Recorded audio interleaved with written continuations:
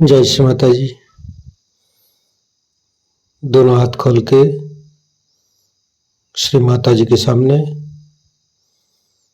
परम पूज्य श्री माता जी, आप ही के बच्चे आप ही के साथ ध्यान करना चाहते हैं। कृपा करके आप अनुमति प्रदान कीजिए और ये ध्यान और मेडिटेशन के मंच पर आप सारे देव देवियों के साथ पधारिए और सभी संतों को, सभी शुद्ध आत्मा को परम चैतन्य तो अनुभव कराइए। धैर्य का स्थिति, निर्विचारिता का स्थिति प्रदान कीजिए माँ। परम पूज्य श्री माता जी, आपके श्री चरण कमल पर कोटि कोटि नमन। कुंडली उठा के बंधन लेंगे।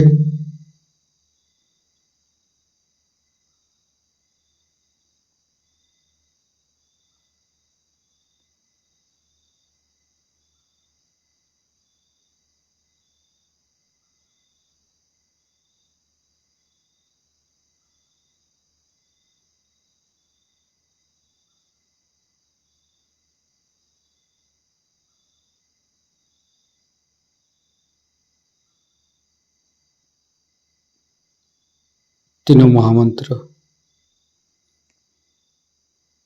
ओम तमेव साक्षात् श्री महालक्ष्मी महासरस्वती महाकाली त्रिगुणात्मिका कुंडली साक्षात् श्री आदिशक्ति माता जी श्री निर्मला देवी नमो नमः। ओम तमेव साक्षात् श्री कल्की साक्षात् श्री आदिशक्ति माता जी श्री निर्मला देवी नमो नमः। ओम तमेव साक्षात् श्री कल्की साक्षात् श्री सहस्रारसामिनी मोक्षप्रदायिनी माता जी श्री निर्मला देवी नमो नमः। गणेश मंत्र। ओम तमेव साक्षात् श्री गणेश साक्षात् श्री आदिशक्ति माता जी श्री निर्मला देवी नमो नमः।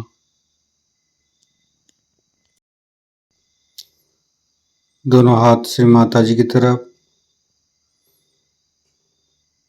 परम पूज्य श्री माता जी की बिंदी को देखते रहेंगे। हे आदिशक्ति माँ, कृपा करके हमारे हृदय पर आइए, हमारे हृदय को स्वच्छ बनाइए। स्वच्छ हृदय कमलासन पर श्री चरण को स्थापित कीजिए माँ। परम पूज्य श्री माता जी, आपकी श्री चरण की शीतलता हमारे हृदय पर प्रदान कीजिए। संपूर्ण चित्त मध्य हृदय पर परम पूज्य श्री माता जी की श्री चरण की शीतलता हम हृदय पर अनुभव करेंगे।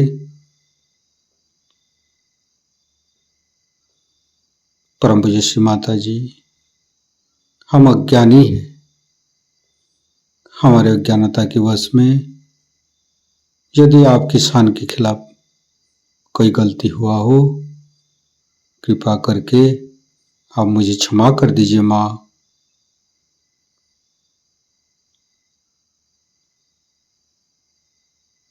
धीरे धीरे चित्त को तीनों मूलाधार, परम पूज्य श्री माता जी, आप ही तो प्रभु गणेश है, कृपा करके हमारी तीनों नाड़ी, सातों चक्रों के ऊपर समस्त दोषों को, समस्त रोगों को दूर कीजिए माँ। परम पूज्य श्री माता जी, हम कभी अतीत में चला जाते हैं, कभी भविष्य में चला जाते हैं, कृपा करके हमें वर्तमान में स्थापित कीजिए।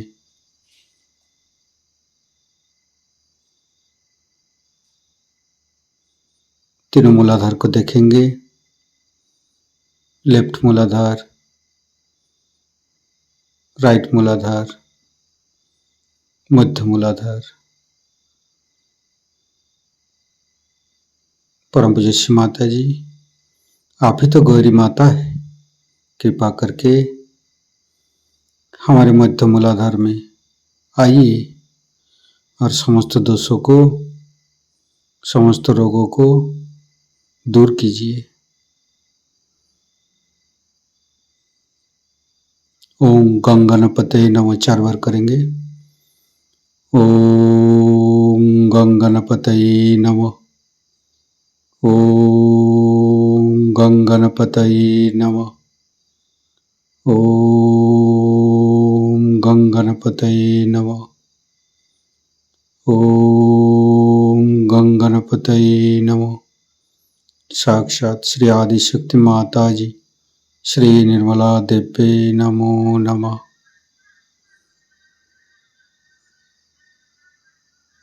परम पूज्य श्री माता जी, हमारे ऊपर दया कीजिए, कृपा कीजिए, हमारी क्षमा को स्वीकार कीजिए माँ।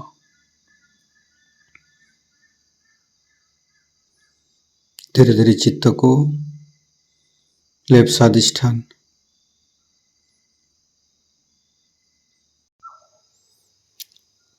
राइट स्वादिष्ठान, मध्य स्वादिष्ठान,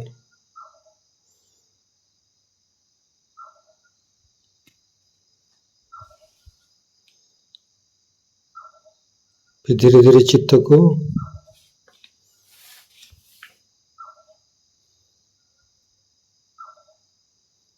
लेफ्ट नाभि,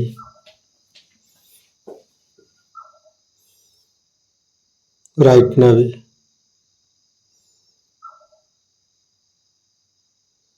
फिर सेंटर, मध्य नाभि। परम पूज्य श्री माता जी, आप ही तो लक्ष्मी नारायण है, कृपा करके हमारे मध्य नाभि पर विराजमान होइए और समस्त दोषों को, समस्त बाधाओं को, समस्त रोगों को दूर कीजिए माँ।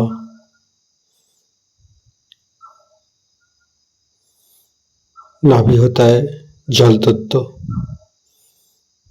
तो जल हमारी संतोष प्रदान करता है। नाभि की चारों ओर भवसागर है और हमें गुरु तत्व मिलता है। हमारे एक के बाद एक गुरु इस धरती पर आई है और हमें धर्म के रास्ते पर, धर्म की राहों पर चलना सिखाया है, हमें आध्यात्मिक उत्थान प्रदान किया है, जो कि दशम गुरु शिरडी साईं बाबा है।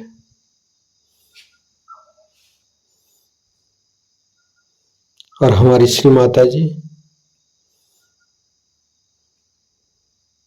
सारे तत्वों को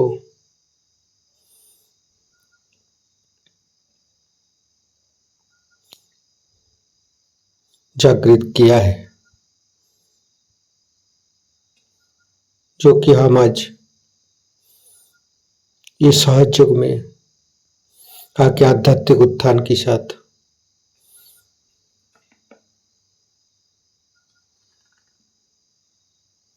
परम पूज्य श्री माता जी की राह में चलना सिखाया है। तो संपूर्ण चित्त मध्य नाभि पर परम पूज्य श्री माता जी आप लक्ष्मी नारायण जी के रूप में हमारी नाभि पर आइए और हमें संतोष प्रदान कीजिए, हमें उदार बनाइए।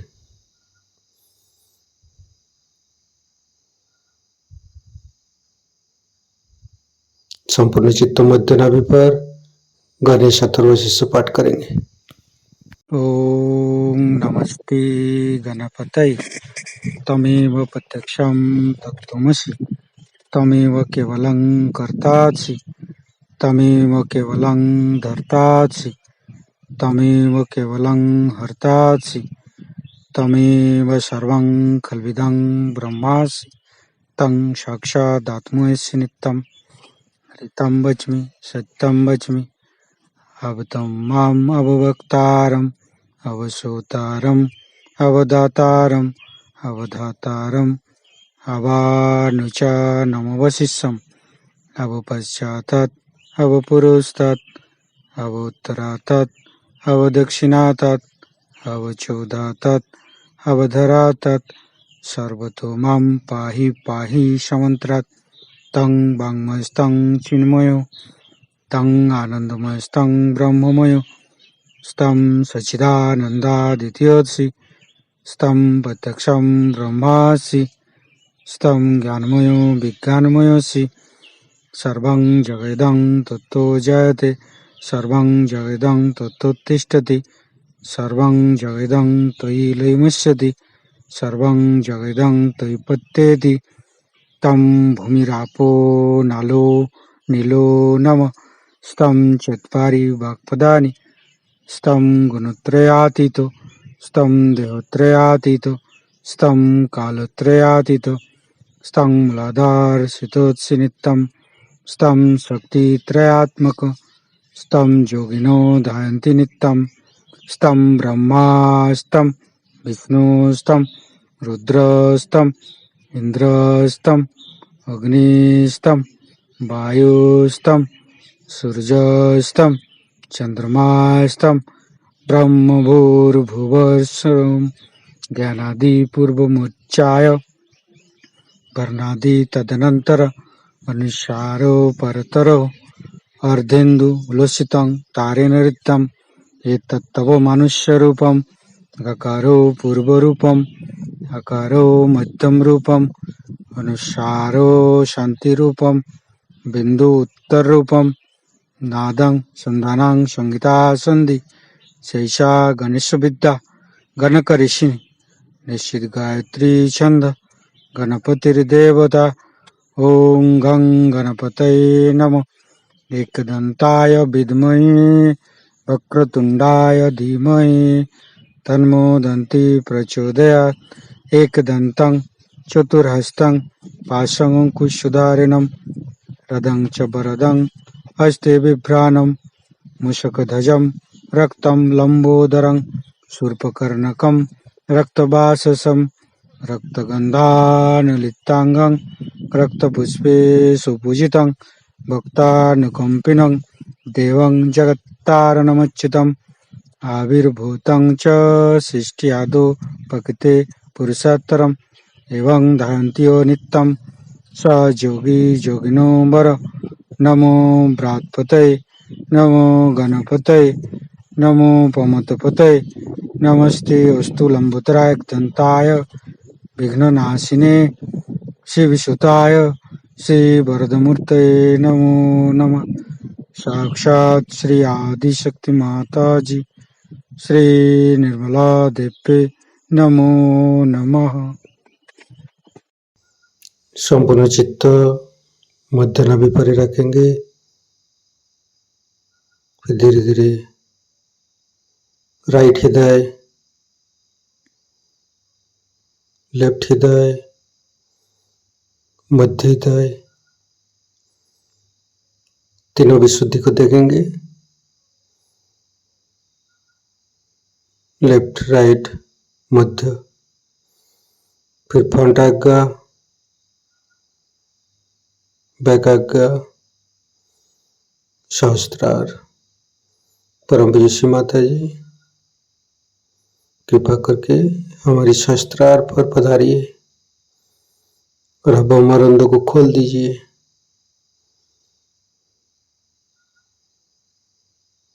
दोनों हाथों पर सहस्त्रार पर परम चैतन्य तो अनुभव करते रहेंगे। नाभि के साथ सहस्त्रार को जोड़ेंगे।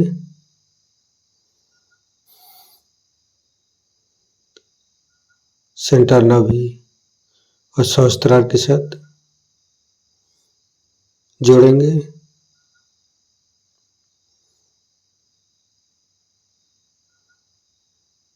फिर संपूर्ण चित्त सहस्त्रार पर रखेंगे। परम पूज्य श्री माता जी कृपा करके हमारी सहस्त्रार पर आइए और निर्विचारिता स्थिति, ध्यान की स्थिति प्रदान कीजिए। निर्विचारिता का मंत्र लेंगे। ओम तमेव साक्षात श्री निर्विचारिता साक्षात श्री आदि शक्ति माता जी श्री निर्मला देवी नमो नमः।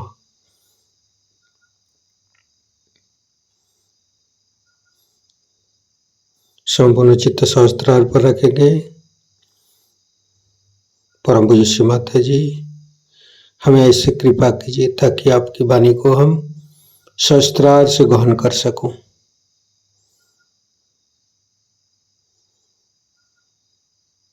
संपूर्ण चित्त सहस्त्रार पर परम पूज्य श्री माता जी का अमृत बनी हम सहस्त्रार से ग्रहण करेंगे। जिसको मस्त कहते हैं, दिमाग कहते हैं, वो त्रिकोणाकार है और उसके बीचों बीच जाने वाली शक्ति नीचे जा करके हमारे रीढ़ की हड्डी के पीछे में जो त्रिकोणाकार अंश में जो अस्थि है उसमें जाके बैठ जाती है। इसी को हम कुंडलिनी कहते हैं क्योंकि वो 3.5 वर्तुलों में रहती है, कॉइल्स में रहती है, कुंडों में रहती है। और जो 2 शक्तियां बाजू में मैंने दिखाई हुई हैं, ये भी उसी त्रिकोणाकार लोलक जैसे, प्रिज्म जैसे ब्रेन में से घुस करके और आपस में क्रॉस करके नीचे जाती है। इस तरह से अपने अंदर 3 शक्तियां मैंने यहाँ दिखाई हुई हैं, जो एक बीचों बीच से जाकर नीचे बैठ जाती है और जो 2 बाजू में जाती है। उसके अलावा जो लोलक की दूसरी साइड है या दिमाग की दूसरी साइड है, उसमें से भी जो शक्तियां जाती हैं वो दिखा नहीं रही हूँ, जिसे कि हम सेंट्रल नर्वस सिस्टम कहते हैं। वो संस्था वो है।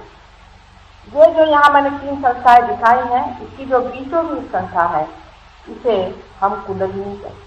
इसके अलावा जो 2 संस्थाएं हैं वो किस तरह से क्रॉस कर जाती हैं आप देख रहे हैं, और क्रॉस करने के नाते उसमें 2 तरह के प्रवाह होते हैं, एक बाहर की ओर और एक अंदर की ओर। जो अंदर की ओर प्रवाह जाता है उसी से हमारे अंदर पेट्रोल भरा जाता है, और जो बाहर की ओर प्रवाह जाता है उसी से हम बाहर जा करके किसी भी चीज को चिपक जाते हैं। इन्वॉल्वमेंट, जानवर को किसी से इन्वॉल्वमेंट है, मनुष्य ये मेरा बेटा, ये मेरा भाई, ये मेरा घर, ये मेरा देश, मेरा मैं, ये सब इसी कारण आता है क्योंकि ये जो प्रवाह हमारे अंदर में बाहर की ओर जाने की हमारे अंदर शक्ति है, वही खींच ले जाता है हमारी भरने वाली। हम बाहर आसानी से चले जाते हैं, जैसे आप सबका चित्त मेरी ओर बहुत आसानी से है, किंतु अगर मैं सीधी बात कहूँ कि अपना चित्त आप अपनी ओर रखें, आप नहीं रखें। इससे सरल तो कुछ होना ही नहीं चाहिए, किंतु ये नहीं हो पाता है। उसके कारण ये है कि हमारे बाहर जाने की शक्ति ज्यादा है, और यही शक्ति हमें सिंपैथेटिक नाम की नर्वस सिस्टम देती है, जिसके कारण हम हमारे अंदर बची हुई जो शक्ति है उसे इस्तेमाल करते हैं, उसे हम उपयोग में, जो हमारे अंदर पेट्रोल है उसको हम खर्च करते हैं। वही हमारी सिंपैथेटिक नर्वस सिस्टम है, और जो हमारे अंदर भरती है वो हमारी पैरासिम्पैथेटिक है, माने जो हमारे अंदर आती है और आकर के स्थित रहती है। इन्हीं दो शक्तियों के कारण हमारे अंदर ईगो और सुपर ईगो नाम की दो चीजें प्रतिक्रिया रूप, रिएक्शन के रूप बन जाती हैं, और उससे हमारे मस्तिष्क के दोनों तरफ में इस तरह से पर्दा पड़ जाता है कि हम उस सर्वगामी सर्वव्यापी शक्ति से छूट जाते। ये कुंडलिनी जो कि हमारे अंदर नीचे रीढ़ की हड्डी में जाके बैठती है, अपने को 3.5 कुंडों में लपेटती, उसका कारण क्या है वो भी शास्त्र विदित है, किंतु वो अभी मैं नहीं बताऊंगी। 3.5 कुंडों में लिपटी हुई ये कुंडलिनी एकदम से उसकी जो लंबाई है वो बढ़ जाती है, और उसी कारण उसके बीच में तार टूट जाता है। तार टूट जाने के कारण अपने यहाँ पर बीच की नाड़ी, जिसे हम सुषुम्ना नाड़ी कहते हैं, जिसे कुंडलिनी उतरती है, उसके अंदर एक पूरी सी गैप हो जाती, जगह बन जाती। ये जगह हमारे पेट में बाहर से भी अगर डॉक्टर लोग यहाँ बैठे हों तो जानते होंगे कि वेगस नर्व और ऑर्टिक प्लेक्सस में भी ऐसी ही जगह हमारे अंदर है गैप। यही भवसागर, यही आदिकाल में बनाया हुआ भवसागर है, जब पहले आदि कुंडलिनी बनाई गई, और उस आदि कुंडलिनी को बना करके ही परमात्मा ने सारी सृष्टि की, और उसी का संपूर्ण प्रतिबिंब मनुष्य, परमेश्वर के सारी कृति का प्रतिबिंब परमेश्वर। जैसे ही बच्चा जीव धारणा करता है, उसके हृदय में स्पंदन होता है, वैसे ही शिव ईश्वर, जिनकी कल मैंने बात करी थी, वे आपके हृदय में विराजमान होते हैं, और वो दिखाई देते हैं एक अंगूठे के जैसे।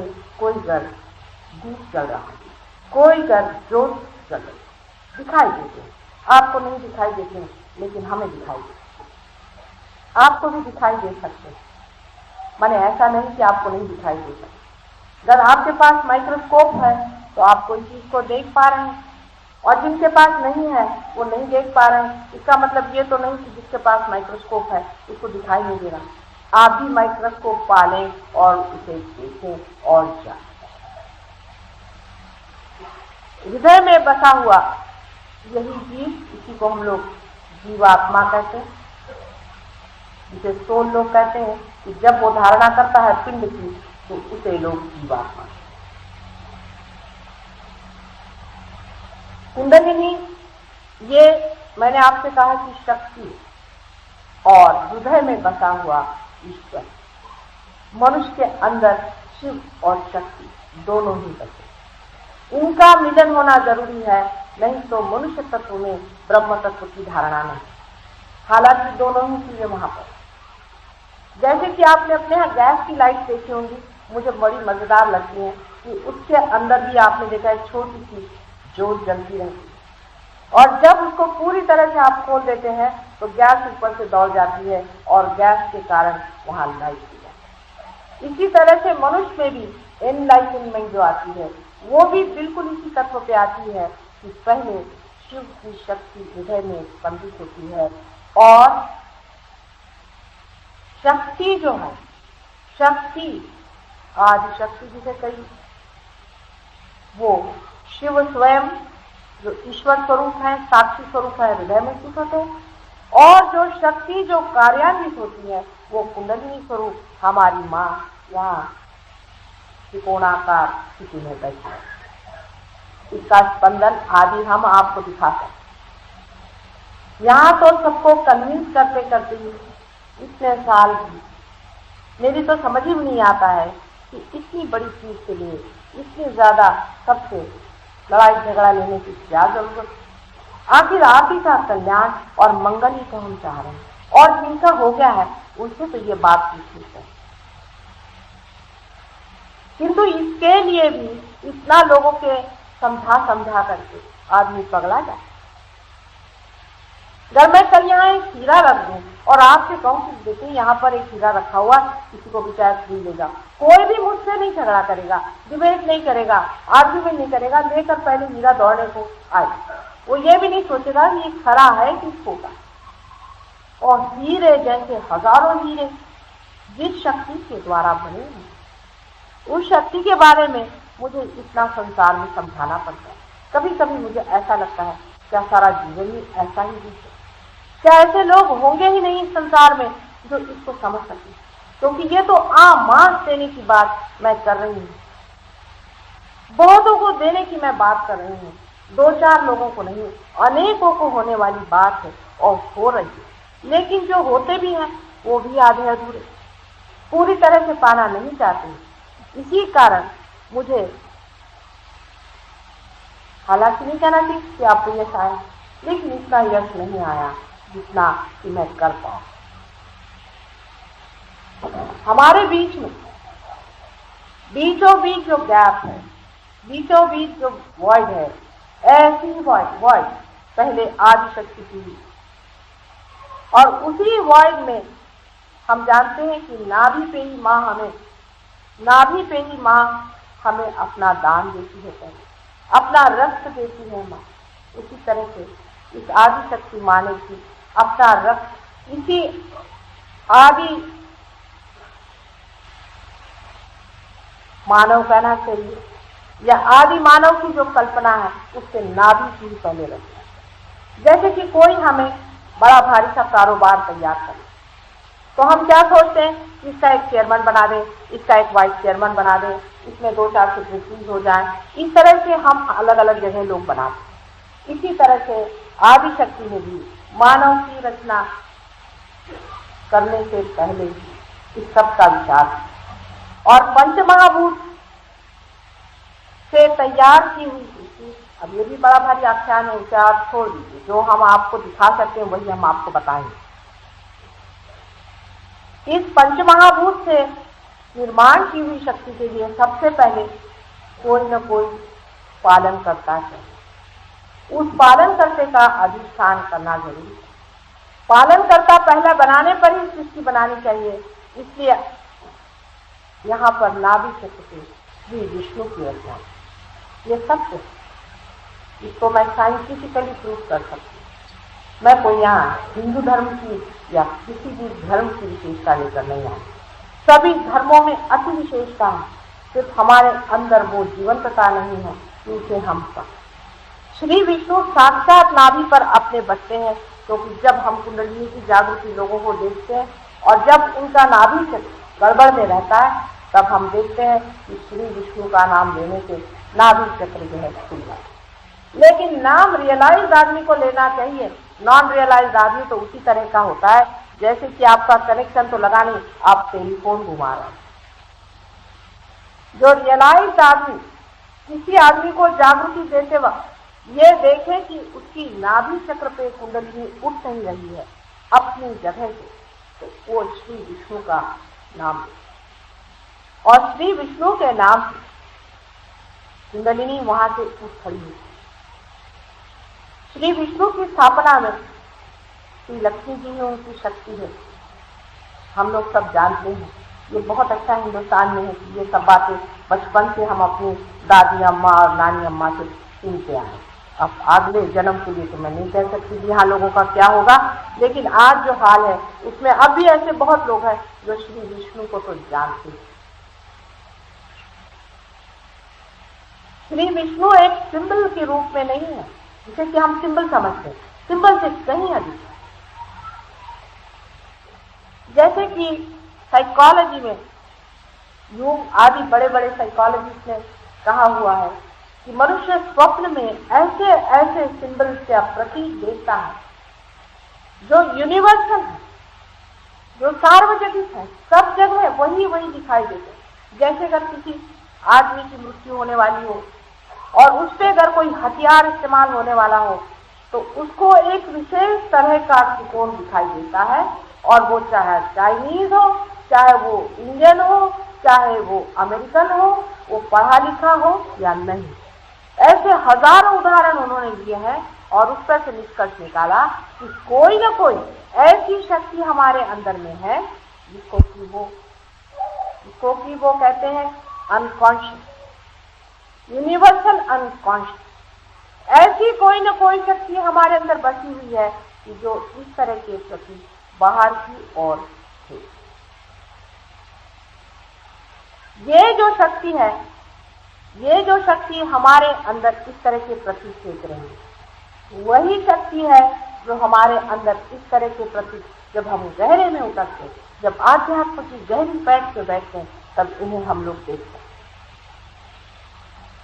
श्री विष्णु का स्थान हमारे नाभि चक्र पे है, और नाभि में श्री विष्णु जिस सागर पे लहरा रहे हैं वो प्रेम का सागर। श्री विष्णु के नाभि से कहा जाता है कि ब्रह्मदेव की उत्पत्ति है। सही बात, नाभि से ही कार्य होने का है, इसलिए नाभि से ही माँ ने श्री ब्रह्मदेव जिन्होंने सारी सृष्टि की रचना की है उनको निर्मित। इसमें कोई किसी धर्म विशेष की बात नहीं। मैं आपको बताऊंगी कि सारे ही धर्म हमारे इसी कुंडलिनी में बसे हैं, और हम बाहर का इंटीग्रेशन करना चाहिए, सब धर्मों को एक लाना चाहिए, ऐसी बेकार की बातें क्यों कर। हमारे अंदर ही हम इंटीग्रेटेड हैं, हमारे अंदर ही हम सब्लिमेटेड हैं। हम जरा अंदर झांकना तो देखें।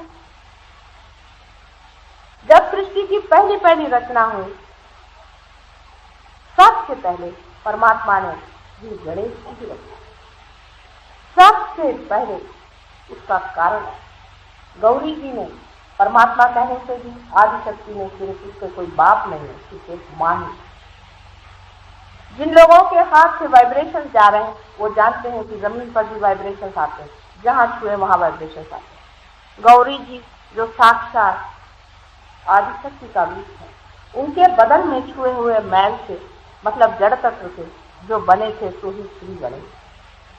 श्री गणेश का होना बहुत आवश्यक है, क्योंकि श्री गणेश शिव के बालक, अनंत के बालक श्री गणेश, जो कि सिर्फ पवित्रता के अवतार है। पवित्र ही उनका धर्म है, पवित्र ही उनका कर्म है, और वो पवित्र में ही जीते हैं। ऐसे श्री गणेश की रचना सबसे प्रथम उन्होंने, सबसे नीचे जो मैंने दिखाया है मूलाधार चक्र पे, उनको माता ने, गौरी ने स्थापन, क्योंकि सारी सृष्टि व्यर्थ हो जाए जब पवित्रता संसार से छूट जाए। आज पवित्रता के पीछे लोग हाथ धोकर पड़े हैं। आपको पता नहीं कि मॉडर्न कह करके और बड़े विचारवंत कह करके, इंटेलेक्चुअल्स कह करके भी पवित्रता को जो लोग हाथ डालते हैं, वो जानते नहीं है कि सारे मानव जाति का आधार पवित्रता। ये बात शायद बहुत लोगों को पसंद ना, उसकी मैं माफी चाहती हूँ, लेकिन जो सही बात वो यही है कि पवित्रता के सिवाय सारा संसार गिर जाता। इसलिए पहले श्री गणेश की, श्री गणेश की रचना हमारे स्वादिष्ठान चक्र पे क्यों नहीं करी और हमारे नीचे मूलाधार चक्र पे क्यों करी, इसकी भी एक विशेष बात। श्री गौरी जी के एक ही चक्र लेकर वो आई थी, पहले ही चक्र पे, मूलभूत चक्र पे। ऐसा कहा जाता है कि गौरी जी नहा रही थी और उन्होंने अपने मोरी के दरवाजे पर ही उनको दिखा दिया। बड़ा सिंबॉलिक है। वो जब नहा रही थी तब उनकी पवित्रता की रक्षा करने के लिए वो माँ अपनी पवित्रता की रक्षा करने के लिए छोटे से बालक को दिखा देती है। इसका अर्थ यही है कि जब भी हम धर्म में उतरना चाहते हैं, जब भी हम परमात्मा से एकाकार होना चाहते हैं, तब उस शक्ति के बारे में जो हमारी माँ कुंडलिनी स्वरूप यहाँ बैठी हुई है, उसके प्रति एक छोटे बालक जैसा अबोध स्वभाव होना चाहिए। बहुत से लोग सेक्स पर आज खड़े होकर के बातें कर रहे हैं कि सेक्स को सब्लिमेट करिए और इससे कुंडलिनी जागेगी। साफ साफ समझ लीजिए इस बात से कि सेक्स अपनी माँ पर लादने जैसी घृणित बात करने से आप लोगों को तो उसी से चिढ़ हो जाए। कुंडलिनी आपकी माँ पहले ही यहाँ बैठी हुई है, पहले ही आप सब्लिमेटेड है। आपकी जो माँ इतनी पवित्र आपके साथ जन्म जन्मांतर से आपका साथ देती हुई और आपको संभालते हुए आज तक यहाँ आई है, और अभी जब मैं उसको जागृति देने का प्रयत्न करती हूँ तो आप ही की तरफ से कहती है मुझसे कि नहीं, पहले मेरे बेटे को तू ठीक कर, मेरे बेटे का ये चक्र ठीक नहीं है, उसे तू ठीक कर। इसी कारण मुझे आपकी तंदुरुस्ती भी ठीक करनी पड़ती है। आपका अगर दिमाग खराब हो तो आपका दिमाग भी ठंडा करना पड़ता है, तभी कुंडलिनी उससे खड़ी है। ऐसी माँ जो सिर्फ आपको देना ही चाहती है, जो आपके पुनर्जन्म के लिए आप ही के साथ बसी हुई है, उसके साथ ऐसा अन्याय करना इंटेलेक्चुअलिज्म के नाम पर मेरे ख्याल से इससे बढ़ के और बहुत अन्याय। मैं तो कहती हूँ कि क्राइस्ट को भी लोगों ने क्रूसिफाई कर दिया, इसका शरीर नष्ट कर दिया, तो इसकी बात है। लेकिन जो अपनी माँ की इस तरह से अवगति करते हैं और अपमान करते हैं, वो अपनी कुंडलिनी को खो देते। इतना ही नहीं, लेकिन जन्म जन्मांतर तक ये माँ सुप्ता अवस्था में पड़ी रहती। ऐसा करने से सिर्फ उसका क्रोध उठता है, और वो ये जो दो बाजू में नाड़ियां दिखाई हैं, ईड़ा और पिंगला, इन दोनों नाड़ियों पे नाचता है। उसकी गर्मी के कारण मनुष्य नाचता है, कूदता है, चिल्लाता है, चीखता है। इतना ही नहीं, उसके बदन पे फुंसियां आ जाती है, और इसीलिए लोग कहते हैं कि कुंडलिनी को हाथ लगा। ये वही लोग कहते हैं जो स्वयं उस प्रेम को नहीं जानते, जो माँ का पवित्र प्रेम। वही लोग कहते हैं जो स्वयं उस अबोध बच्चे के स्वभाव को नहीं पहचान सकते जो उन्हें होना है। इस तरह की बातें वही लोग समझाते हैं जो स्वयं कुछ न कुछ गलत रास्ते कर रहे हैं और दुनिया को भरमाना चाहिए। जैसे राक्षसों की योनि के लोग होते हैं, जो राक्षस योनि के लोग होते हैं, उन्होंने ऐसे ही व्यभिचार कर करके और ये योनि प्राप्त की, और वही आपको ऐसी व्यभिचार की बातें सिखाते हैं कि अपने माँ पर सेक्स ला दिए। सेक्स को आप समझिए, सेक्स तो आपके शरीर की जैसे कि घर में मोरी होती है, उस तरह से आउटलेट है, मोरी है। उस मोरी के पास ही, मतलब मोरी के रास्ते पर ही उन्होंने श्री गणेश को दिखाया कि कहीं उधर से कोई इधर आ न जाए। और लोग उल्टा काम करते हैं, सारे लोग ये उल्टा ही काम कर रहे हैं, और इसीलिए आप जहां जहां पढ़ते हैं ऐसे ऐसे कुंडलिनी जागृत होती है, इसका बड़ा बड़ा नाम दे रखा है। अभी मेरे ध्यान में कितने ही लोग ऐसे आते हैं, मुझे कभी कभी बड़ा आश्चर्य होता है कि इनको ये कुंडलिनी जागृति किसने करा। अब वो कहते हैं हमारी कुंडलिनी जागृति, कहते हैं कि 5 बजे बराबर आपकी जागृति है। अब सोचना चाहिए कि भगवान के पास क्या घड़ी है कि वो 5 बजे आपकी जागृति करेंगे? ये तो कोई जीवंत चीज है जो स्पॉन्टेनियसली, सहज में ही आंख में जागृत होती है और प्लावित होती है। जैसे कि एक फूल है, वो फल हो जाता है। हम कभी ऐसा कह सकते हैं साहब ये फूल है, ये 5 बजे फल हो जाए, ऐसा कोई कह दे? इसी तरह की बात है कि हम कुंडलिनी 5 बजे आपकी जागृत कर दें। ये सब मशान की प्रेत सिद्ध आदि लोग होते हैं, जिनके बारे में मैं कल बताऊं। लेकिन आज जो है वो मंगल ही बातें कर। इस कुंडलिनी को उठाने से पहले श्री गणेश की आराधना करनी चाहिए, करते ही हैं और करना चाहिए। इसमें धर्म अधर्म की कोई बात नहीं। श्री गणेश कोई हिंदुओं का ठेका नहीं।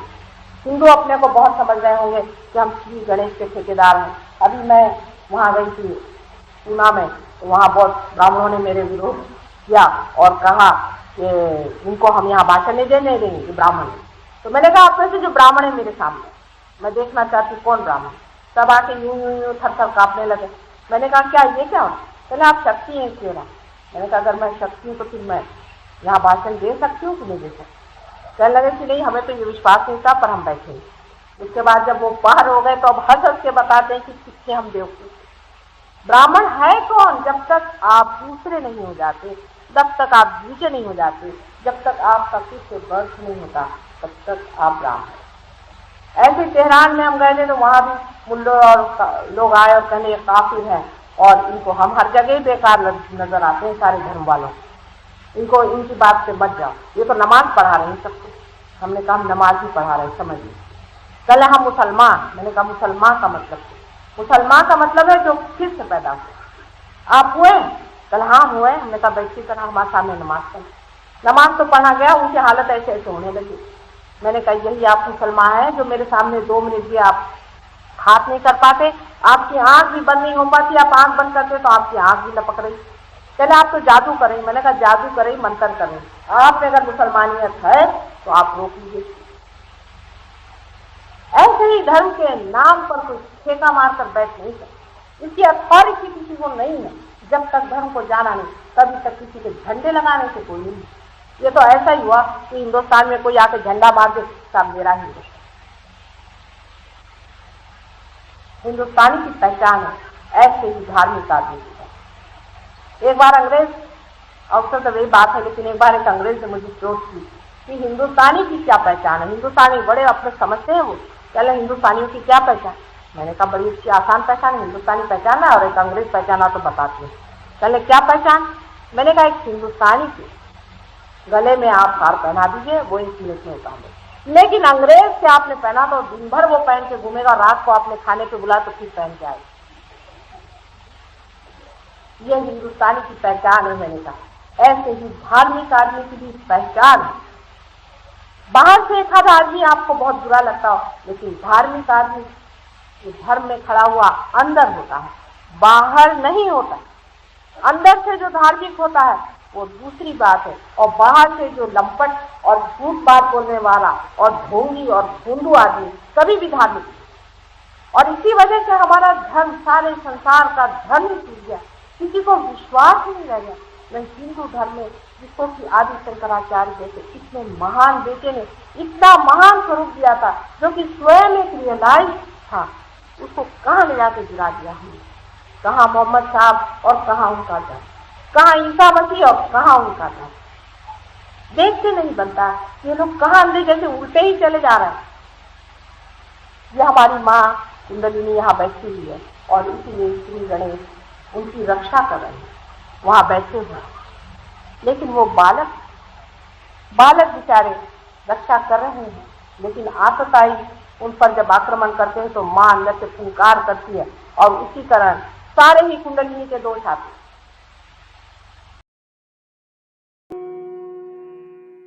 The next rag that we will present tonight is rag Abhogi. For the Nabi Chakra, we will sing the mantra of Sri Lakshmi Narayana.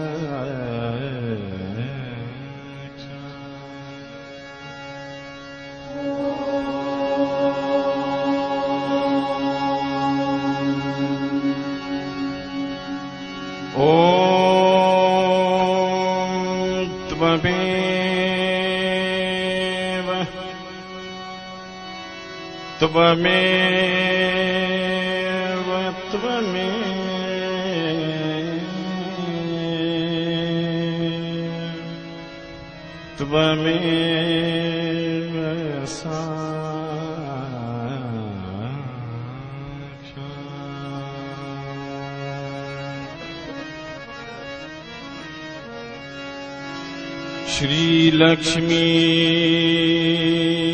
Shri Lakshmi Shri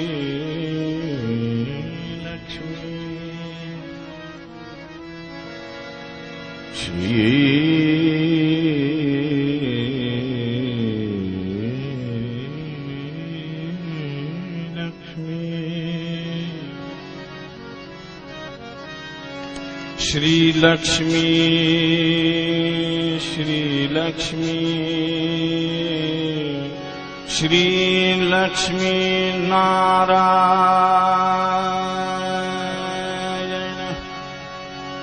Shri Lakshmi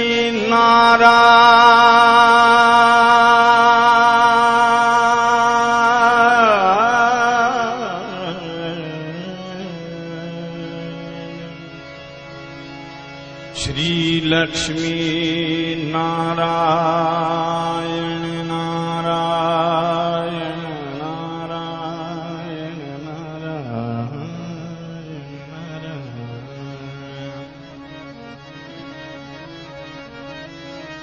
Shri Lakshmi Narayan Shri Lakshmi Narayan Shri Lakshmi Narayan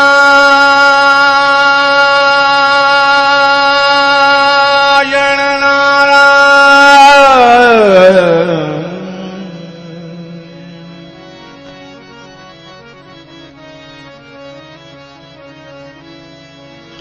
Shri Lakshmi Narayan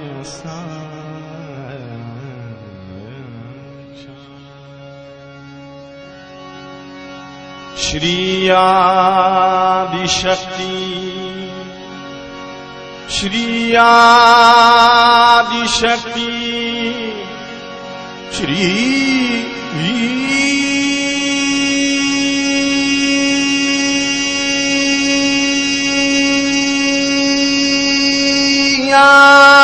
Adishakti माता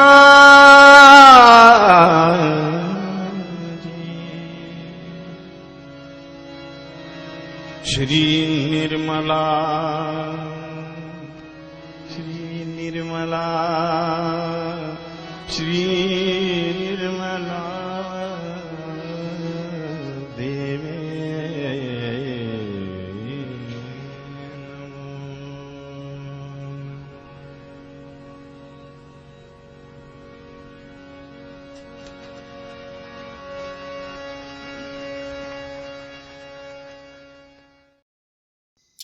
इसी ध्यान का स्थिति पर दोनों हाथों पे सहस्त्रार पे परम चैतन्य तो अनुभव करते हुए थोड़ी देर रहेंगे इसी ध्यान का स्थिति पे। परम पूज्य श्री माता जी, आज का ध्यान आप ही ने करा के जो हमको परम चैतन्य की है, निर्विचारिता स्थिति प्रदान की है, इसके लिए मैं आपको कोटि कोटि नमन। कुंडली उठा के बंधन लेंगे।